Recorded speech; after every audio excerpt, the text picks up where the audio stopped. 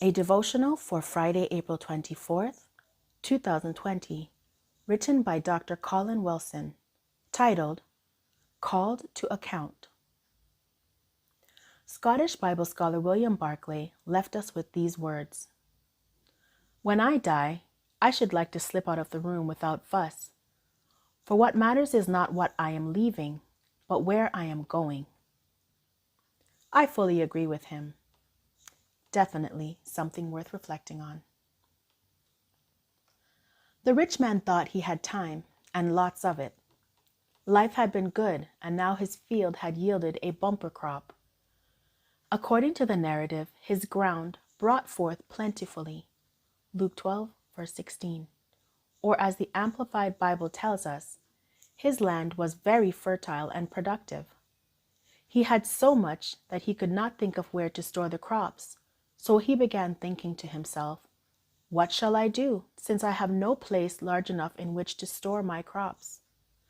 This is what I will do. I will tear down my storehouses and build larger ones, and I will store all my grain and my goods there." Verse 17 and 18. However, he wasn't just content to build bigger storehouses. He was intent on enjoying the fine life and the fruits of his labor. As he reflected on his good fortune and his station in life, he continued his contemplation. "And I will say to my soul, Soul, you have many good things stored up, enough for many years. Rest and relax, eat, drink and be merry, celebrate continually." Verse 19. Some of us understand him perfectly. We worked hard, we have achieved much, and have a solid retirement plan. And now we are planning on enjoying what we have worked for. There is only one problem. Tomorrow and the days beyond that are not promised to any one of us. As the landowner perhaps smiled with contentment at the bright future he saw for himself, God stepped in and said to him, "You fool! This very night your soul is required of you. And now who will own all the things you have prepared?" Verse 20. He was busy making plans, but unknown to him, his time on earth was just done.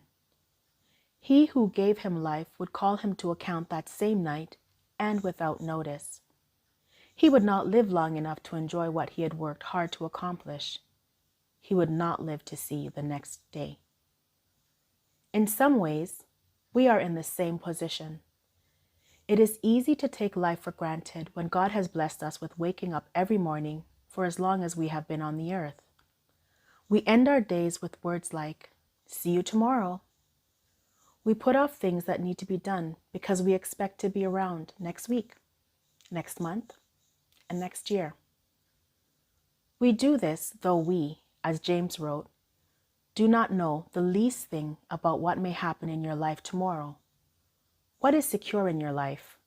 You are merely a vapor, like a puff of smoke or a wisp of steam from a cooking pot, that is visible for a little while and then vanishes into thin air.